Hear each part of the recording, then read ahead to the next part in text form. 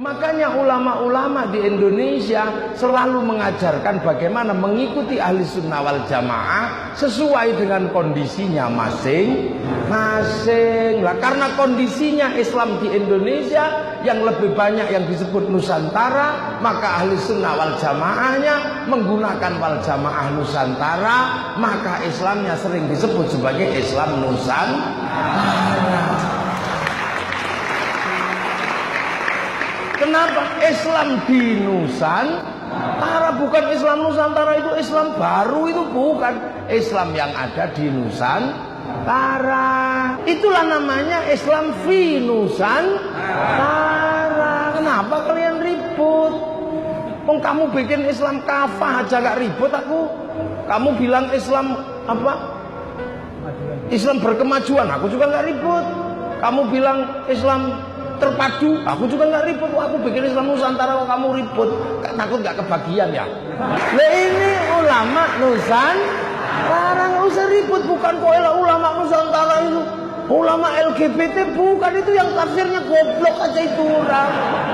Itu makanya kalau nanya Islam Nusantara tanya ke NU, jangan nanyanya ke Habib Rizik, salah paham sampai. Nanya Islam Nusantara sama ulama Wahabi, yuk. Ulama Wahabi itu sama Syekh Abdul Qadir aja nggak paham. Mereka mengatakan Syekh Abdul Qadir musyrik. Firanda Andirja usia berapa sih berani memusyrikan Sayyid Muhammad Alwi Al-Maliki? Ada namanya Subhan Bawazir mengatakan kepada kita semua bahwa Imam Ghazali tidak paham Quran, tidak paham sunnah. Makanya nggak usah heran mereka ini nggak paham apa-apa.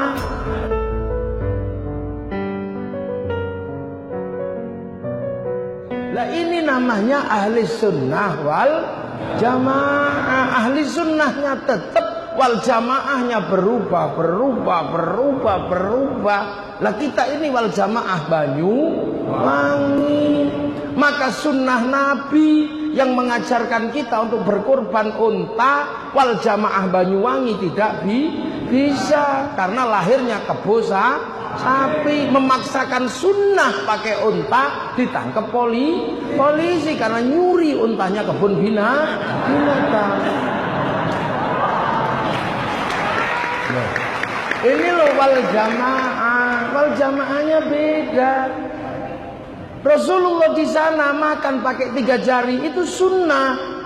Sahabat bisa menjalankan karena sama-sama orang Arab. Tabiin masih orang Arab. Begitu wal jamaahnya ulama di Banyuwangi, di Rago Jampi, tidak bisa karena yang dimakan soto. Pakai 3 jari kocar kacir. Rasulullah di sana sunnahnya apa? Pakai jubah. Kemana-mana laki perempuan pakai jubah. Wal jamaah sana masih bisa, tapi wal jamaah sini yang ibu-ibu kalau dijubahi nggak bisa tandur, nggak bisa gerep, keserimpet di sawah. Loh ini beda. Makanya Rasul sunnahkan apa? Zakat fitrah pakai khintoh atau gandum, di sini pakai beras atau jagung. Ini wal jamaahnya beda.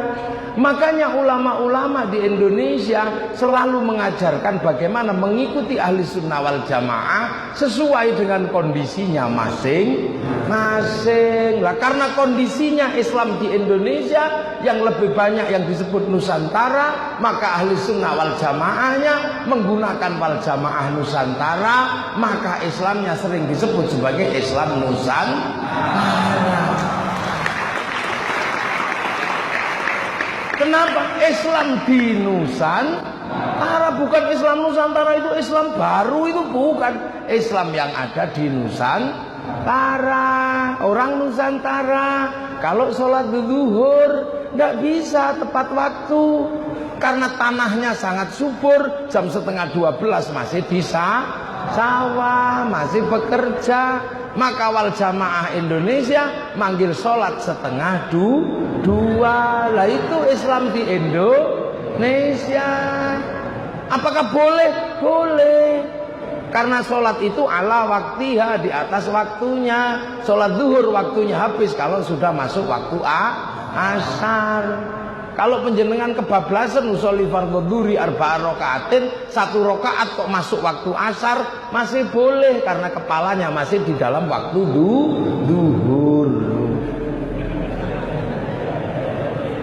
Belum habis, tapi jangan sering-sering dipakai, itu aja. Jangan sering dipakai. Itu loh, maka kiai dulu itu tidak ngotot. 1:30 Allahu Akbar, Allahu Akbar. Kalau tidak datang ya Robbana ya Robbana. Masih nggak datang ya tombol hati. Kalau nggak datang juga ya diurugi jangan jiradal datang. Itu gayanya Islam di Indonesia kan gitu. Dulu itulah. Terus sholat Allah Akbar. Rasulullah di Makkah sampai hari ini, orang yang di Arab sana enak kalau sholat, wong berada di pemancar utama. Lagi ini kan pemancar lokal, sinyalnya sering terganggu. Allahu Akbar. Inna sholati wa nusuki wa mahyaya. Manteng. Tapi begitu ada sinyal bakso terganggu. Ting ting ting, bakso. Ini pemancar lokal. Allahu Akbar. Ini wajhtu wajhiya. Sinyalnya bagus. Telepon beberapa detik masih bagus. Waktu itu ada hujan, sinyalnya hilang. Aduh kerupukku. Bahkan sinyal di dalam sholat pun bisa ganggu. Jangankan sinyal dari luar, sinyal dari dalam itu bisa ganggu. Bismillahirrahmanirrahim. Sabbihisma rabbikal a'la alladzi khalaqa fasawwa walladzi qaddara fahada. Lama ini mesti. Suwe lu terganggu. Makanya para ulama sini, wal jamaah sini diajarkan menambal bocornya telinga, bocornya mulai bocor dengan apa? Zikir, la ilaha illallah, la ilaha illallah, la ilaha illallah, la ilaha illallah. Ada yang protes, lah aku baca hadis sahabat kalau zikir itu diem. Nah sahabat kan murid Rasulullah.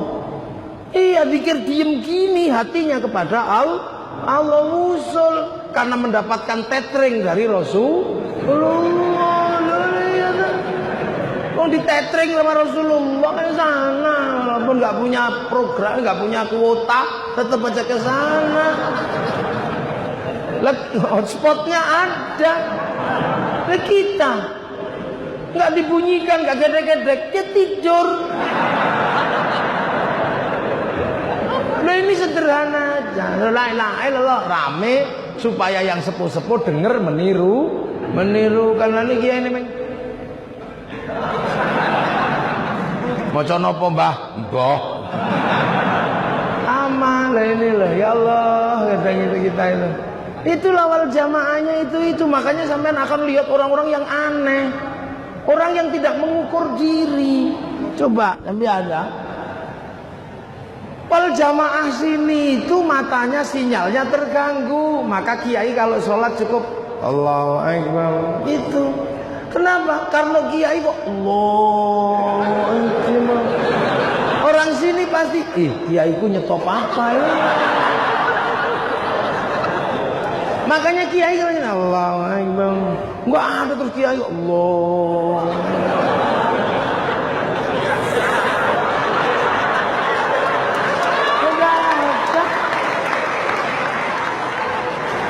Ini sinyal jauh mesti terganggu. Oh ya Allah. Kan ada yang jenis begitu.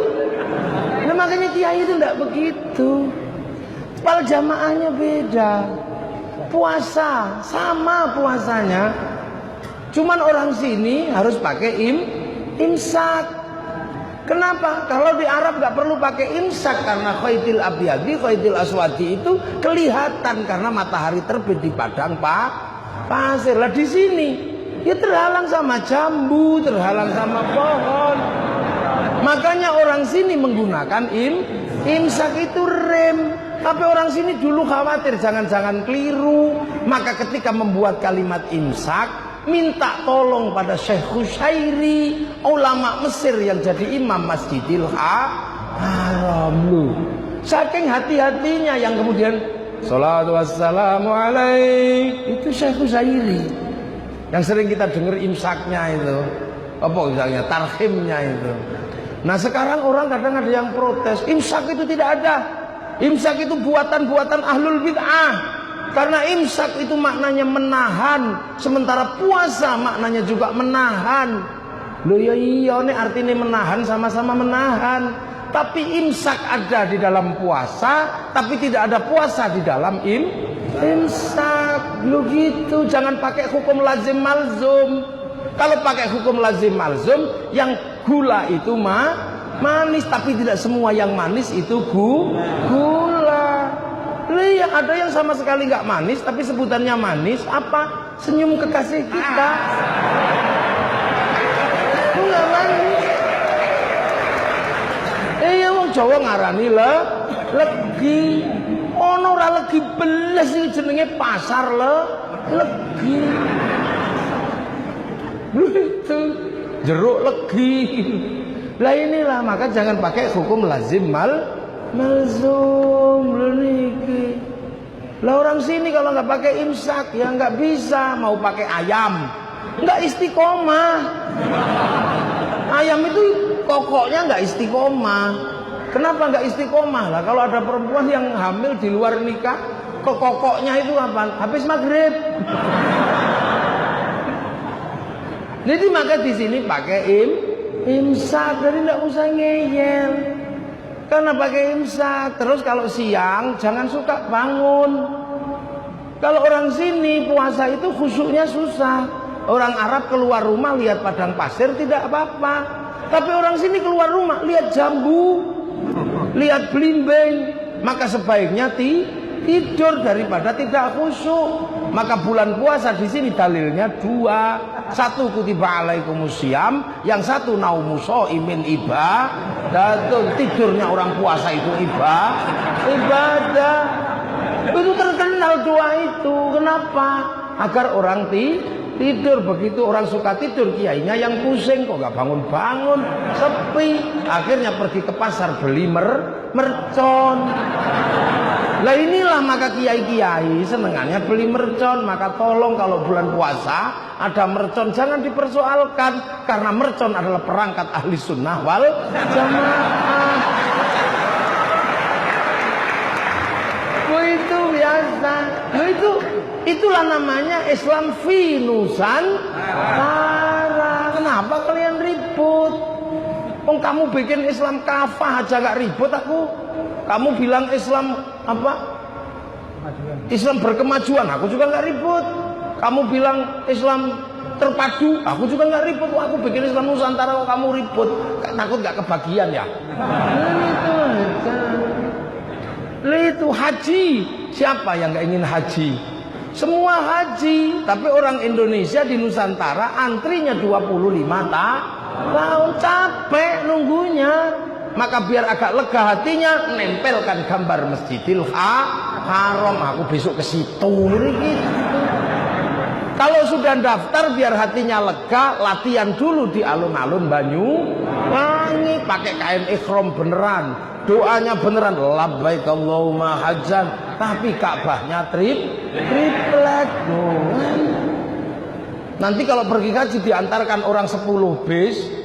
Nah, yang pergi haji masuk asrama, yang ngantarkan pergi ke kebun binatang biasa. Nah, ini ulama Nusantara, nggak usah ribut. Bukan kok ulama Nusantara itu ulama LGBT, bukan. Itu yang tafsirnya goblok aja itu orang. Itu makanya kalau nanya Islam Nusantara tanya ke NU, jangan nanyanya ke Habib Rizik. Salah paham sama saya. Nanya Islam Nusantara sama ulama Wahabi. Ulama Wahabi itu sama Syekh Abdul Qadir aja nggak paham. Mereka mengatakan Syekh Abdul Qadir musyrik. Firanda Andirja usia berapa sih berani memusyrikan Sayyid Muhammad Alwi Al-Maliki? Ada namanya Subhan Bawazir mengatakan kepada kita semua bahwa Imam Ghazali tidak paham Quran, tidak paham sunnah. Makanya nggak usah heran mereka ini nggak paham apa-apa. Makanya kalau ada orang solawatan juga nggak ngerti. Dia ngerti solawat tapi tidak ngerti solawatan. Dia ngerti tahlil nggak ngerti tahlilan. Dibikul tahlilan nggak ada dalilnya. Nah, tahlilan kan dalilnya bahasa Jawa. Orang Indonesia kalau pakai apa-apa akhirannya an. Tahlil kalau belum dipakai, kalau dipakai tahlilan. Yasin kalau belum dipakai, kalau dipakai yasinan. Solawat kalau belum dipakai, kalau dipakai solawat. Kan sama seperti celana kalau dipakai. Nah kalau udah dipakai celana, katok nih rung dinggo katok. Ana wong duwe tahlil ra gelem tahlilan, padha karo duwe katok ra gelem katok. Ini gitu aja kok susah. Nah mereka ini tahu solawat tapi gak ngerti solawat.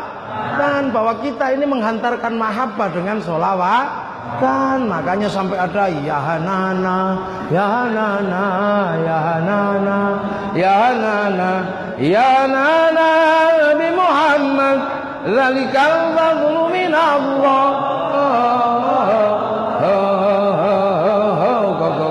Ya hanana. Orang rokok jampi nggak ngerti artinya, akhirnya gue gendero ya hanana. Islam di Indonesia nggak usah protes gayamu begitu. Makanya orang-orang sini mampu menghantarkan mahabbah kepada Rasulullah. Hasilnya apa? Orang-orang yang penuh cinta pada Rasulullah. Makanya sholawatan ada yang joget-joget, ada yang anta syamsun, anta badrun. Ini tanda cinta. Cinta itu pasti melahirkan gerakan yang indah. Lihat pacar dari jauh, yes. Cinta Rasul ya nana. Menghasilkan pujian-pujian. Anta syamsun, anta badrun. Dek, wajahmu seperti purnama. Sampean protes dengan kalimat cinta dengan bahasa fikih, sampean yang konslet. Hulu itu berlebihan. Masa cinta kok anta syamsun, anta badrun? Kamu tidak mengenal cinta. Kalau bahasa cinta dilihat dari fikih rusak semua. Dek, sehari aku tidak bertemu denganmu, mati aku. Nah itu kalau dilihat dari ilmu fikih ya musyrik. Makanya hati-hati sembian. Lu itu sekarang orang lihat itu musyrik, itu berlebihan. Anta syamsun, anta badrun, ya Rabbi bil Mustafa. Lu kalau orang cinta itu, dek, aku ingin sehidup semati bersamamu. Matiku karena matimu, hidupku karena hidupmu. Ayo musyrik tok nih kalimat. Nah itu makanya jangankan bahasa mahabbah dengan bahasa fikih, Quran dengan Quran kalau tidak dikasih ilmu orang bisa konslet. Siji khalaqas samawati wal arda fi sittati ayyamin, yang satu idza arada syai'an ayyaqula lahu kun fayakun. Sing siji innallaha ala kulli syai'in qadir, yang satu innallaha la yughayyiru ma biqaumin hatta yughayyiru ma bi anfusihim. Quran dengan fikih iso konslet kalau enggak dikasih ilmu. Di dalam Al-Quran tegas la talbisul haqqa bil batil, tapi Imam Syafi'i dengan tegas mengatakan dalam qawaidul usulnya darul mafasid muqaddamun ala jalbil masalih, ad-daruratu tubihul mahdurat, al-masyaqqatu tajlibut taysir. Apa kita enggak lihat di dalam Quran innani anallah la ilaha illa ana fa'budni wa ma khalaqtul jinna wal insa illa liya'budun. Tapi kenapa Ibnu Athaillah Asyakandari nulis hikam pada bab pertamanya min alamatil i'timadi 'alal amal nuqsanur raja'i 'inda wujudiz zalal. Ora tambahmu konslet sampean. Makanya sekarang banyak orang membicarakan sholawat dengan bahasa menggunakan ilmu fikih, enggak nyambung, malah sampean yang konslet. Bahasa cinta itu bahasa yang enggak bisa dibahas. Ingin ku mati bila tak ingat dosa, ingin rasanya aku pulang ke rahim ibu. Itu sampean bahasnya ribut, masa kepalamu segede itu mau kembali ke rahim ibu? Loh itu bahasa cintanya Rabi'ah al-Adawiyah kepada Allah, sampean berani melakukannya, enggak akan denger aja miris kita. Ya Allah, kalau ada nikmat buatku di dunia, aku tidak butuh sama sekali. serahkan pada musuh-musuhmu. Kalau ada nikmat buatku di akhirat nanti, aku juga gak membutuhkannya, serahkan kepada kekasih-kekasihmu. Kalau ibadahku karena aku pengen surga, tutup surga itu dariku. Kalau ibadahku karena takut neraka, buka neraka, bakar aku di dalamnya. Tapi kalau ibadahku ya Allah karena aku rindu kepadamu, jangan sekali-sekali kau palingkan wajahmu dariku. Wani sampean. Enggak berani, ini bahasa cinta. Makanya Rhoma Irama ketika kehilangan kekasihnya punya bahasa cinta yang nggak bisa dibahas. Apa bahasa cintanya Rhoma Irama? Ku tahu rumus dunia, musyrik itu. Masa kamu tahu rumusnya dunia? Oh ya Allah aja. Seorang perempuan ditinggal kekasihnya karena saking cintanya, tidak tanya yang lain tapi langsung tanya kepada Allah, pacarnya ada di mana? Seandainya aku bertemu Tuhan, akan kutanyakan tentang dirimu. Coba. Makanya kalau sudah berbicara cinta, yang paling mampu menggambarkan adalah Ibnu Katsir dalam kitabnya Qissatul Anbiya, menjelaskan tentang burung pipit atau manuk emprit. Kalau orang Madura bilang manuk kedi. Burung emprit itu jatuh cinta, merayu kekasihnya di samping singgasana Nabi Sulaiman. Dia lupa Nabi Sulaiman ini tahu bahasa burung. Di emprit, apa mas emprit? I love you, pret. Emprit laki-laki langsung naik pitam dan mengatakan, "Dek emprit, aku cinta padamu. Jangan kau sepelekan cintaku padamu. Kalau aku harus membuktikan cintaku padamu dengan meruntuhkan kerajaan Sulaiman ini, akan aku runtuhkan. Kan ku porak-porandakan kerajaan Sulaiman ini. Kan ku rebut mahkotanya, ku persembahkan padamu sebagai tanda cintaku padamu." Malu emprit sing segini gitu. Nabi Sulaiman yang mendengar betapa heroiknya kisah cintanya burung emprit cuman mengatakan satu kalimat, "Walaprit lambemu."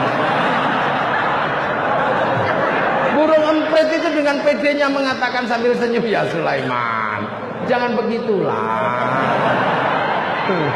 Mengertilah, inilah kalimat emprit kalau lagi jatuh cinta." Nah ini kita memiliki mahabbah pada Rasulullah seperti ini. Maka Habib Ali Al-Jufri di Makkah sana menyatakan, saya belum pernah ketemu orang-orang yang begitu cintanya pada Rasulullah seperti cintanya orang Indonesia. Artinya apa? Masa depan Islam di dunia nanti akan ada dari Indonesia. Lah itu terjadi karena sholawatan, karena maulid, karena khol. Akhirnya kita ngerti, oh asal usulnya sini. Oh dulu para wali makamnya di sana, khol di sana. Kita ke sana. Akhirnya orang Banyuwangi bisa cinta sama Gresik karena di Gresik ada makamnya Sunan Giri. Bisa mencintai Tuban karena di sana ada sepupunya namanya Sunan Bonang. Bisa mencintai Demak karena di sana ada makamnya Sunan Kalijogo. Akhirnya orang-orang seperti ini akan tumbuh cinta di mana jasad-jasad para gurunya bersemayam. Artinya apa? Secara otomatis dia akan cinta dengan tanah di mana gurunya bersemayam. Inilah landasan dasar cinta tanah air atau hubbul watan minal iman. Maka gak ada santri kok jadi teroris, gak ada. Suruh ngebom Surabaya, gak enak sama makamnya Sunan Ampel. Setiap hari ketemu kayak begini rukun. Ada apa-apa ngumpul, ada apa-apa ngumpul. Yang kurang satu makanannya. Ya, nah itu nanti. Ya ini amma ba'du. Ya ini baru muqaddimah saya. Nanti kapan-kapan tak jelasin lagi lebih panjang tentang maulid dan kelanjutannya.